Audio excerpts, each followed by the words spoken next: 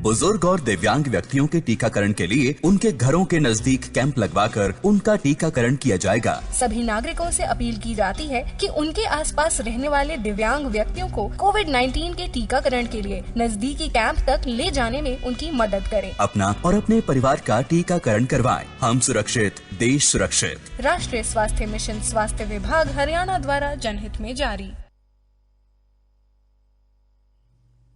नमस्कार, आकाशवाणी चंडीगढ़ से प्रादेशिक समाचारों के साथ मैं रत्तिका। पहले इस बुलेटिन के मुख्य समाचार। केंद्र सरकार ने कोविड-19 महामारी के दृष्टिगत कई आर्थिक राहतों की घोषणा की। केंद्रीय वित्त मंत्री ने कहा कि ऋण गारंटी योजना के तहत सूक्ष्म वित्तीय संस्थानों के माध्यम से 25 लाख लोगों को ऋण की सुविधा दी जाएगी। हरियाणा के मुख्यमंत्री मनोहर लाल ने जीएसटी दरों में कमी लाने की अधिसूचना को स्वीकृति दे दी है। हरियाणा में आज 1,35,000 लोगों को कोरोना वैक्सीन का टीका लगाया गया और टोक्यो ओलंपिक्स में हरियाणा के 30 खिलाड़ियों का चयन हुआ है। देश भर में 18 वर्ष से अधिक आयु के सभी लोगों के लिए सरकारी केंद्रों में निःशुल्क टीकाकरण अभियान चलाया जा रहा है। आपसे अपील है कि कोविड वैक्सीन का टीका जरूर लगवाएं। कोरोना महामारी के प्रति कोई भी लापरवाही ना बरतें। जब तक आवश्यक ना हो घर से बाहर ना निकलें और इन आसान उपायों का पालन करें। मास्क लगाएं, 2 गज की सुरक्षित दूरी बनाए रखें, बार-बार हाथ धोने और साफ सफाई का ध्यान रखें। कोविड संबंधी जानकारी और मार्गदर्शन के लिए राष्ट्रीय हेल्पलाइन काम कर रही हैं। इनके नंबर हैं 011-239-78046 तथा 1075। हरियाणा का हेल्पलाइन नंबर 8558-893911 है, जबकि चंडीगढ़ का नंबर 9779558282 है। जानकारी लेने के लिए इन हेल्पलाइन नंबरों पर फोन करें। अब समाचार विस्तार से। केंद्र सरकार ने कोविड-19 महामारी के दृष्टिगत कई आर्थिक राहत उपायों की घोषणा की है। सरकार ने 8 आर्थिक राहत उपायों की घोषणा की, जिनमें से 4 बिल्कुल नए और 1 स्वास्थ्य बुनियादी ढांचे के लिए विशिष्ट है। मीडिया को संबोधित करते हुए केंद्रीय वित्त मंत्री निर्मला सीतारमण ने कोविड-19 से प्रभावित क्षेत्रों के लिए 1,10,000 करोड़ रुपए की ऋण गारंटी योजना की घोषणा की। उन्होंने कहा कि इसमें से 50,000 करोड़ रुपए स्वास्थ्य क्षेत्र के लिए होंगे। इस योजना का उद्देश्य अनारक्षित क्षेत्रों में लक्षित चिकित्सा संरचना को उन्नत बनाना है। श्रीमती सीतारमण ने कहा कि ये गारंटी 8 महानगरों के अलावा अन्य शहरों में चिकित्सा बुनियादी ढांचे से संबंधित विस्तार और नई परियोजनाओं के लिए होगी। गारंटी कवरेज का 50% विस्तार और 75% नई परियोजनाओं के लिए होगा। उन्होंने महत्वाकांक्षी जिलों में नई परियोजनाओं और विस्तार के लिए 75% गारंटी कवर की घोषणा की। एक अन्य आर्थिक राहत उपाय में श्रीमती सीतारमण ने ऋण गारंटी योजना की घोषणा की, जो सूक्ष्म वित्तीय संस्थानों के माध्यम से 25 लाख लोगों को ऋण की सुविधा देने के लिए एक नई योजना है। केंद्रीय स्वास्थ्य एवं परिवार कल्याण मंत्री डॉक्टर हर्षवर्धन ने कहा है कि कोरोना वायरस का डेल्टा प्लस वेरिएंट चिंता का विषय है और 12 राज्यों में इस पर विशेष नजर रखी जा रही है, जहां ये वेरिएंट पाया गया है।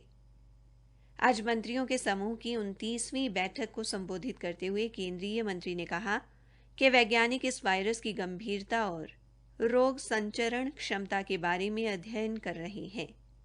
उन्होंने ये भी बताया कि वैक्सीन पर वायरस के प्रभाव का अध्ययन किया जा रहा है। कोविड-19 के मामलों में आई उल्लेखनीय कमी का जिक्र करते हुए उन्होंने कहा कि 14 राज्यों में प्रति 10 लाख की आबादी पर 100 से भी कम मामले सामने आ रहे हैं। डॉक्टर हर्षवर्धन ने कहा कि कोविड-19 टीकाकरण के मामले में देश अमेरिका से आगे निकल गया है। उन्होंने कहा कि देश में अब तक 32 करोड़ 36 लाख से अधिक लोगों को कोविड वैक्सीन का टीका लगाया जा चुका है, जबकि अमेरिका में 32 करोड़ 33 लाख से अधिक लोगों का टीकाकरण किया गया है। हरियाणा के मुख्यमंत्री मनोहर लाल ने कोविड-19 के उपचार एवं प्रबंधन में उपयोग की जा रही वस्तुओं और सेवाओं की वस्तु एवं सेवा कर यानी जीएसटी दरों में कमी से संबंधित अधिसूचना को स्वीकृति प्रदान कर दी है। यह अधिसूचना इस वर्ष 14 जून से लागू मानी जाएगी और 30 सितंबर तक लागू रहेगी। एक सरकारी प्रवक्ता ने बताया कि 12 जून को हुई वस्तु एवं सेवा कर परिषद की 44वीं बैठक की सिफारिशों के अनुरूप अधिसूचना में जीएसटी की दरें कम तय की गई हैं।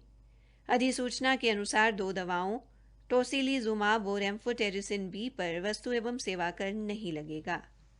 इसके अलावा कोविड मरीजों के इलाज में इस्तेमाल होने वाली 15 अन्य वस्तुओं पर 2.5% की दर से जीएसटी लगाया जाएगा, जबकि एम्बुलेंस पर जीएसटी दर 6% तय की गई है। प्रादेशिक समाचार आकाशवाणी चंडीगढ़ से प्रसारित किए जा रहे हैं। हरियाणा में आज लगभग 1070 स्थानों पर 1,35,000 लोगों को कोरोना वैक्सीन का टीका लगाया गया। प्रदेश में अब तक लगभग 86 लाख नागरिकों का टीकाकरण किया जा चुका है। फरीदाबाद जिले में आज 9,251 लोगों को कोरोना वैक्सीन का टीका लगाया गया। नोडल अधिकारी डॉक्टर राजेश श्योकंड ने बताया कि जिले में अब तक 8,26,425 लोगों को कोविड से बचाव की वैक्सीन दी जा चुकी है। हरियाणा के गृह एवं स्वास्थ्य मंत्री अनिल विज ने कहा है कि महामारी अलर्ट सुरक्षित हरियाणा ये शब्द ही नहीं बल्कि इनमें सुरक्षा और सावधानी का संदेश छिपा है। उन्होंने कहा कि हमें कोरोना से सावधान और सजग रहने की जरूरत है। खुद का बचाव करते हुए दूसरों को भी सावधान रहने के लिए प्रेरित करना है। गृह मंत्री आज अंबाला में अपने निवास स्थान पर इस विषय को लेकर लोगों से बातचीत कर रहे थे। उन्होंने कहा कि प्रदेश में महामारी अलर्ट सुरक्षित हरियाणा की व्यवस्था इस बात की ओर इशारा करती है कि कोरोना संक्रमण की कड़ी अब टूटने लगी है। आगामी 23 जुलाई से शुरू होने वाली टोक्यो ओलंपिक में हरियाणा के 30 खिलाड़ी इतिहास रचने की तैयारी में हैं। एक सरकारी प्रवक्ता ने बताया कि वर्ष 2016 में रियो ओलंपिक्स में जहां हरियाणा के 22 खिलाड़ियों ने भागीदारी की थी, वहीं इस बार टोक्यो ओलंपिक में प्रदेश के 30 खिलाड़ी बुलंद इरादों के साथ दोबारा इतिहास रचने को बेताब हैं। उन्होंने बताया कि राज्य सरकार द्वारा ओलंपिक खेलों में पदक प्राप्त करने वाले खिलाड़ियों को पुरस्कार राशि प्रदान की जाती है। ओलंपिक खेलों में स्वर्ण पदक विजेता खिलाड़ी को 6 करोड़ रुपए, रजत पदक विजेता को 4 करोड़ और कांस्य पदक हासिल करने वाले खिलाड़ी को 2.5 करोड़ रुपए की राशि प्रोत्साहन स्वरूप प्रदान की जाती है। केंद्रीय खेल मंत्रालय ने वर्ष 2020 के लिए तेंजिंग नोर्गे राष्ट्रीय साहसिक पुरस्कार के लिए पात्र उम्मीदवारों के आवेदन आगामी 5 जुलाई तक आमंत्रित किए हैं। एक सरकारी प्रवक्ता ने बताया कि इसके लिए पात्र उम्मीदवार ऑनलाइन पोर्टल पर अपने आवेदन भेज सकते हैं। केंद्रीय सामाजिक न्याय एवं अधिकारिता राज्य मंत्री कृष्ण पाल गुर्जर और हरियाणा के परिवहन मंत्री मूलचंद शर्मा ने आज बल्लभगढ़ में जल संसाधन विभाग द्वारा बनाए जाने वाले 6 मार्गीय पुल का शिलान्यास कर पुल के निर्माण का विधिवत शुभारंभ किया। 6 करोड़ 85 लाख रुपए की लागत से बनने वाले इस पुल के अगले 6 महीने में बनकर तैयार होने की संभावना है। श्री गुर्जर ने कहा कि बल्लभगढ़ विधानसभा क्षेत्र में विकास कार्यों की कोई कोर कसर नहीं छोड़ी जाएगी और राज्य व केंद्र सरकार जनता की उम्मीदों पर खरा उतरेगी। हरियाणा सरकार ने रबी खरीद सीजन के दौरान 396 खरीद केंद्रों पर कुल 84,93,145 टन गेहूं न्यूनतम समर्थन मूल्य 1,975 रुपये प्रति क्विंटल के हिसाब से खरीदा है।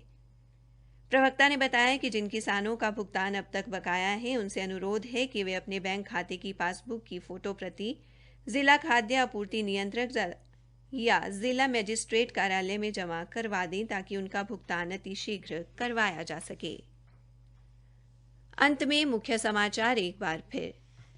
केंद्र सरकार ने कोविड-19 महामारी के दृष्टिगत कई आर्थिक राहतों की घोषणा की। केंद्रीय वित्त मंत्री ने कहा कि ऋण गारंटी योजना के तहत सूक्ष्म वित्तीय संस्थानों के माध्यम से 25 लाख लोगों को ऋण की सुविधा दी जाएगी।